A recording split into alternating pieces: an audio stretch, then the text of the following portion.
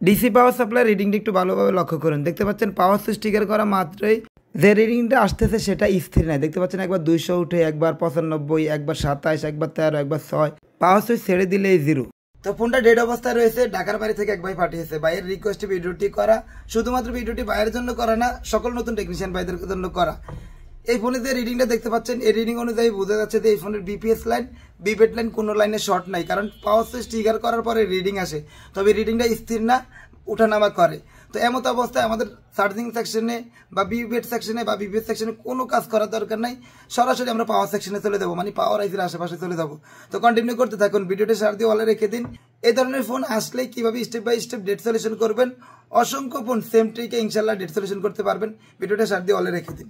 মোবাইলের সব থেকে সহজ কাজ হচ্ছে ডেট সলিউশন করা, যদি আপনার ছোটো ছোটো কিছু স্টেপ জানা থাকে, ট্রিক জানা থাকে।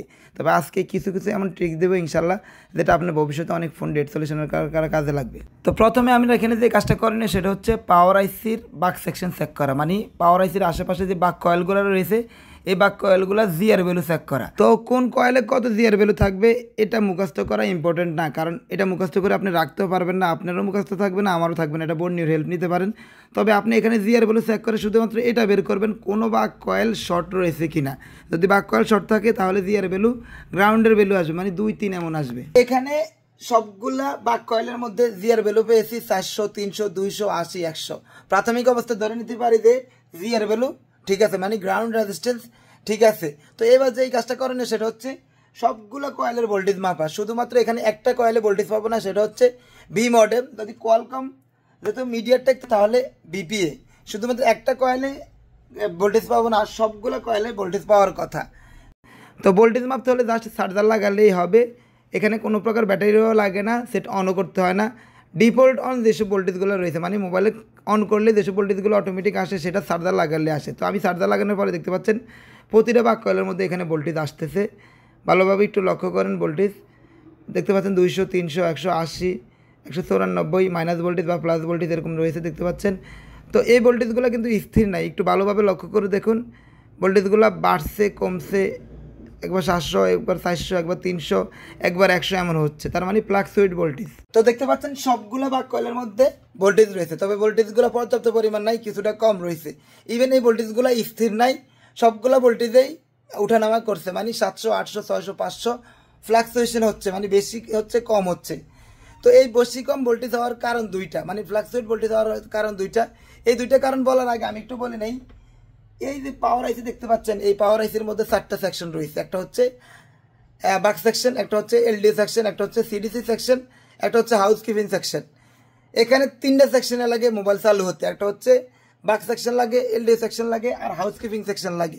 সিডিসি সেকশনের দরকার নাই। বাক কয়েল সবগুলোতে জিআর ভ্যালু রয়েছে, ভোল্টেজ রয়েছে, বাক সেকশন সম্পূর্ণ ওকে রয়েছে, ইভেন পাওয়ার আইসি ওকে রয়েছে। পাওয়ার আইসি আর ধরতে হবে না। তাহলে ভোল্টেজ যে উঠানামা করছে সেটার কারণ কি? সেটার কারণে হচ্ছে এলডিও সেকশন। কোনো কারণে যদি এলডিও সেকশনের কোনো লাইন শর্ট থাকে তাহলে এই বাক সেকশনের ভোল্টেজ ফ্লাকচুয়েট হবে।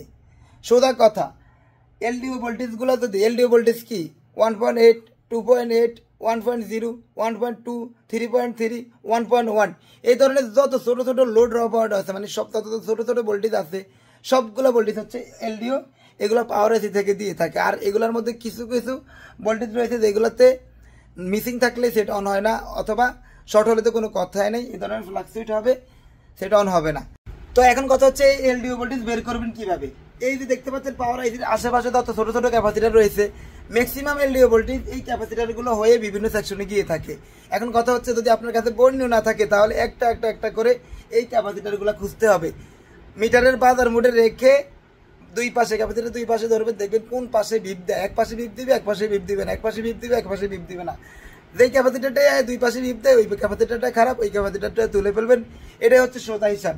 আর বর্ণীয় থাকলে একটা সোজা, বর্ণীয়তে একটা সহজ ট্রিক রয়েছে, সেটা হচ্ছে ভোল্টেজে যাবেন, ভোল্টেজে যাওয়ার পর ইন আউট ভোল্টেজে ক্লিক করবেন, দেখবেন সবগুলা এলডিও ভোল্টেজ শো করে দিয়েছে। এখানে ততগুলা লাল মার্ক করা লেখা রয়েছে 1.8, 2.8 দেখতে পাচ্ছেন, সবগুলোর গোড়া কিন্তু ক্যাপাসিটার রয়েছে। এই ক্যাপাসিটারগুলো মাপলেই এলডিও ভোল্টেজগুলো পেয়ে যাবেন। এলডিও ভোল্টেজগুলো শর্ট থাকলে কন্টিনিউ মোডে ভিপ দেবে। তো আমি এখন একে একে সবগুলো ভোল্টেজ খুঁজে দেখি আসলে কোনো ক্যাপাসিটার এখানে শর্ট দেখায় কিনা। যদি ক্যাপাসিটার ফাইনালি না শর্ট দেখায় তারপরও অন্য ট্রিক রয়েছে।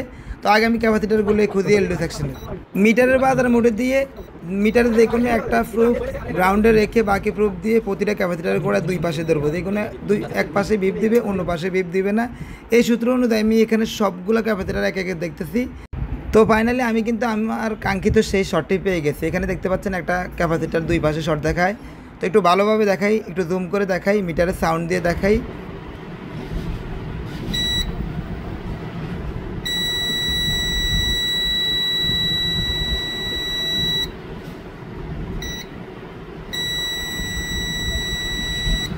আমি যে ক্যাপাসিটারে শর্ট পেয়েছি সেই ক্যাপাসিটারটা হচ্ছে এই যে এইটা। তো এই ক্যাপাসিটারটা একটু মার্ক করে দেখাই এই লাইনটা আসলে কিসের লাইন। এই যে দেখতে পাচ্ছেন এখানে লেখা ভি ইউএসবি লাইন। আমি একটু ভালোভাবে দেখাই, ভি ইউএসবি পিএমইউ লাইন। এই লাইনটি মূলত হচ্ছে সিপিইউ থেকে পাওয়ার আইসি পর্যন্ত গিয়েছে। তো এই লাইনের যে ক্যাপাসিটারটা রয়েছে আমি ক্যাপাসিটারটা আগে তুলে দেখব। এই ক্যাপাসিটারটা আমি তুলে দিয়ে দেখব শর্ট চলে যায় কিনা। তো বিএসবি লাইনের ক্যাপাসিটার এটা তুলে ফেললেও সমস্যা নাই, তবে যেই কোনো ক্যাপাসিটার শর্ট হয়ে গেলে ওই ক্যাপাসিটারের জায়গায় অন্য ক্যাপাসিটার ইনস্টল করে দেওয়াই উত্তম। তো ক্যাপাসিটার সরিয়ে দেখলাম, এবার মেপে দেখি আসলে আমার বোর্ডের ফ্লাকচুয়েট গেছে কিনা বা রান হয় কিনা বা শর্ট চলে গেছে কিনা। তো এই ধরনের ভিডিও অবশ্যই শেয়ার করে দিবেন, শেয়ার করে ওয়ালে রেখে দিবেন। ভবিষ্যতে এই ধরনের ফোন আসলেই ভিডিও দেখে দেখে ইনশাল্লাহ ফল্ট ফাইন্ড করে ফেলতে পারবেন এবং সমস্যার সমাধান করতে পারবেন। আর আমার পেজটি ফলো করে দিবেন, ইউটিউব চ্যানেলটি সাবস্ক্রাইব করে দিবেন। দেখতে পাচ্ছেন আলহামদুলিল্লাহ আমার সেটটি রান হয়ে গেছে। তো ভিডিওটির কোনো অংশ যদি না বুঝে থাকেন আমাকে কমেন্ট করতে পারেন, ইনশাল্লাহ আমি বুঝিয়ে বলবো। আর অবশ্যই আমার পেজটি চ্যানেলটি সাবস্ক্রাইব করে দিবেন।